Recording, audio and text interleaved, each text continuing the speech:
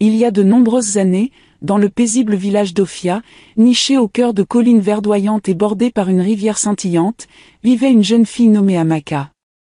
Dès sa naissance, la vie d'Amaka avait été marquée par la tragédie.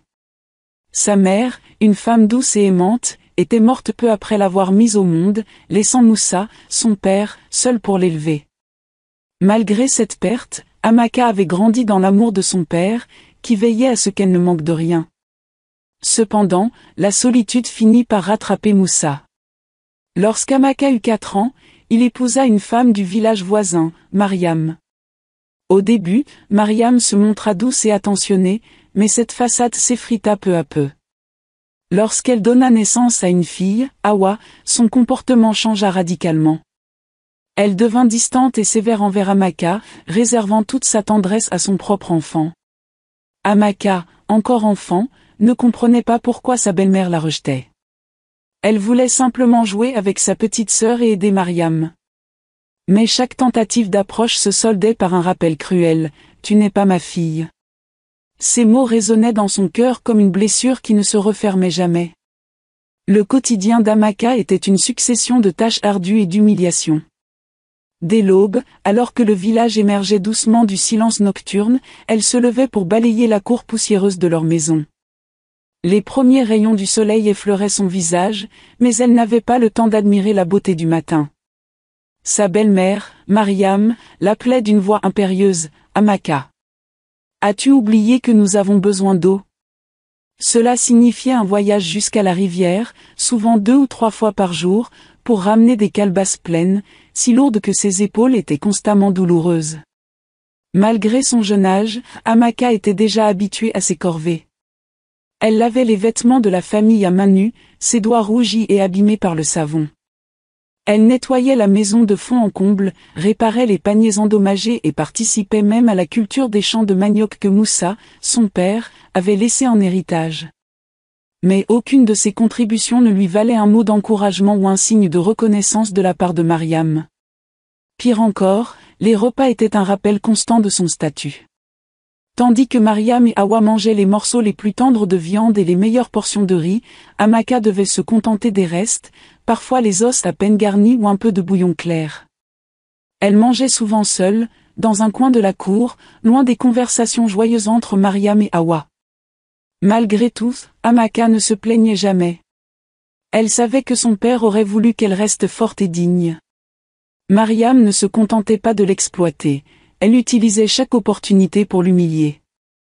Lors des réunions de famille ou des fêtes villageoises, elle racontait des histoires qui faisaient passer Amaka pour maladroite ou inutile. Les autres enfants évitaient de jouer avec elle, influencés par les récits de Mariam. Lorsqu'Amaka osait poser une question ou donner son avis, Mariam l'interrompait brusquement, « Tu es trop jeune pour comprendre. Retourne faire ce que tu sais faire. » Les rares moments de bonheur d'Amaka venaient de la nature qui l'entourait.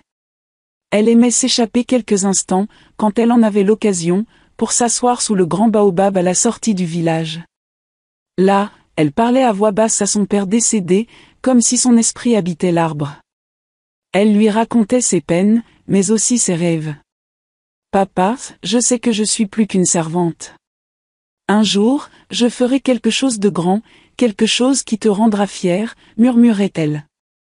Ces moments, bien que courts, lui donnaient la force de continuer. Mariam était impitoyable lorsqu'Amaka faisait une erreur.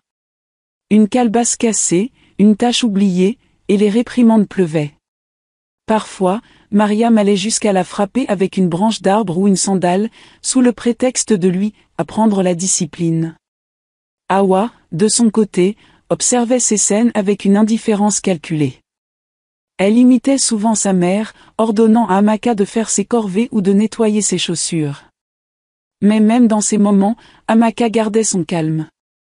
La colère ne fera qu'alimenter leur haine, se disait-elle. La perte de son père fut le point culminant de ses souffrances. Moussa avait été son unique source de réconfort et de protection. Lorsqu'il tomba gravement malade, Amaka fut la seule à rester à son chevet. Mariam ne montrait aucune compassion, prétextant que les économies de la famille étaient mieux dépensées ailleurs que pour des remèdes coûteux. Amaka supplia les anciens du village de l'aider, mais leurs efforts furent vains. Une nuit, sous la faible lueur d'une lampe à huile, Moussa rendit l'âme en serrant la main de sa fille. Ses derniers mots furent « Reste forte, ma fille. Ton heure viendra. » Après la mort de Moussa, la vie d'Amaka devint encore plus insupportable. Mariam ne voyait plus en elle qu'une bouche inutile à nourrir et une servante à exploiter. Elle lui interdisait de participer aux activités du village, craignant que quelqu'un remarque la beauté naturelle d'Amaka, qui commençait à éclore malgré les privations. Cependant, malgré les épreuves, Amaka avait un esprit résili.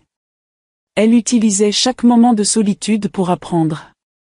Lorsqu'elle se rendait à la rivière, elle écoutait les vieilles femmes raconter des histoires anciennes et des proverbes qui portaient des leçons de vie. Elle observait la nature, apprenant à reconnaître les plantes médicinales et les cycles des saisons. Ces connaissances, bien qu'acquises en secret, la remplissaient d'espoir et d'un sentiment que son avenir serait différent. Un jour, alors qu'elle revenait de la rivière, elle croisa Salima, une voisine qui avait toujours été gentille avec elle. Salima remarqua les marques sur les bras d'Amaka et lui demanda ce qui s'était passé. Au début, Amaka hésita à répondre, craignant les conséquences. Mais Salima insista, lui promettant son aide. Ce fut la première fois qu'Amaka se sentit écoutée. « Ne perds pas courage, ma fille, » lui dit Salima. « Les cœurs purs comme le tien finissent toujours par triompher. » Ces paroles restèrent gravées dans son esprit comme une étincelle d'espoir. Ainsi, malgré les années de privation, d'injustice et de douleur, Amaka gardait en elle une flamme vive. Chaque corvée, chaque parole blessante de Mariam, était comme un coup de marteau sur une lame en train d'être forgée. Elle ne savait pas encore comment, mais elle était déterminée à transformer son passé douloureux en une force capable de changer sa vie. Elle attendait son heure, convaincue que la justice viendrait. Lorsque la rumeur du retour du prince commença à se répandre comme une traînée de poudre dans le village d'Amaka, un mélange d'espoir et de scepticisme envahit les cœurs. Le prince Chijioke, héritier légitime du trône, avait quitté son peuple 20 ans auparavant, emportant avec lui les promesses d'un avenir meilleur, mais laissant derrière lui des années d'incertitude. Sa disparition, bien qu'entourée de mystères, était perçue par certains comme un abandon. Pour d'autres, elle symbolisait un sacrifice nécessaire pour assurer sa survie et celle de sa famille. La nouvelle de son retour raviva des souvenirs longtemps enfouis et fit ressurgir des questions sans réponse. Pourquoi était-il parti? Et pourquoi revenir maintenant, après tant d'années de silence? Les anciens du village, gardiens de la mémoire collective, se réunirent dans le carré sacré pour interpréter les présages entourant cet événement inattendu. Les augures semblaient favorables, le vol des oiseaux indiquait un renouveau, et la pleine lune, éclatante, illuminait la nuit comme un signe de bénédiction divine. Cependant, le scepticisme demeurait ancré dans certains esprits. Les cicatrices des années de souffrance ne disparaissent pas simplement avec le retour d'un prince, murmurait-on au marché. Les agriculteurs, artisans et commerçants avaient appris à survivre sans la protection de la royauté, s'appuyant sur leur propre force et sur la solidarité communautaire. Que signifiait alors ce retour? Était-ce une bénédiction ou une menace pour l'équilibre précaire qu'ils avaient reconstruit? Dans les foyers, les discussions s'enflammaient. Certains, en particulier les plus âgés, voyaient dans ce retour une opportunité de rétablir l'ordre traditionnel et de retrouver la prospérité d'antan. Le sang royal ne trahit jamais, affirmait Maman Keshi, une femme d'une sagesse légendaire. D'autres, notamment les jeunes générations, se montraient plus prudents. Ils avaient grandi dans un monde sans roi, un monde où leurs efforts individuels avaient forgé leur destinée. Pour eux, le retour du prince était aussi une intrusion dans une nouvelle ère d'indépendance qu'ils avaient durement conquise. L'annonce officielle, faite par le griot royal, ajouta une dimension solennelle à l'événement. Vêtu de ses habits traditionnels, il chanta les louanges des ancêtres et rappela les exploits passés de la lignée royale. Il proclama que le prince revenait non seulement pour reprendre sa place légitime, mais aussi pour réparer les torts et restaurer la gloire perdue du royaume. Ces paroles, empreintes d'une puissance poétique, touchèrent les âmes et firent naître une lueur d'espoir chez les plus désillusionnés. Pourtant, une question fondamentale subsistait. Le prince, après 20 ans d'absence, comprendrait-il encore les besoins de son peuple? Le jour du départ pour le palais, Mariam annonça qu'Amaka resterait à la maison pour s'occuper des tâches ménagères. Le cœur brisé, Amaka se mit à pleurer. Salima, une voisine compatissante, intervint. Elle exhorta Mariam à laisser Amaka partir, arguant qu'il serait injuste de la priver de cette chance. Mariam, agacée, céda à contre-séhur et donna à Amaka de vieux vêtements d'Awa pour le voyage. Amaka, malgré son apparence modeste, arriva au palais avec une lueur d'espoir. Là, elle fut accueillie avec hésitation par le gardien, mais l'autorisation royale lui permit d'entrer. Placée dans une petite chambre avec Zara, une autre candidate, Amaka découvrit pour la première fois un monde où elle n'était pas constamment rabaissée. Les semaines passées au palais représentaient une épreuve exigeante pour toutes les candidates aspirant à devenir reines. Ce n'était pas seulement une question de beauté ou de grâce, mais une véritable démonstration de leur intelligence, de leur sensibilité et de leur aptitude à assumer les immenses responsabilités de la couronne.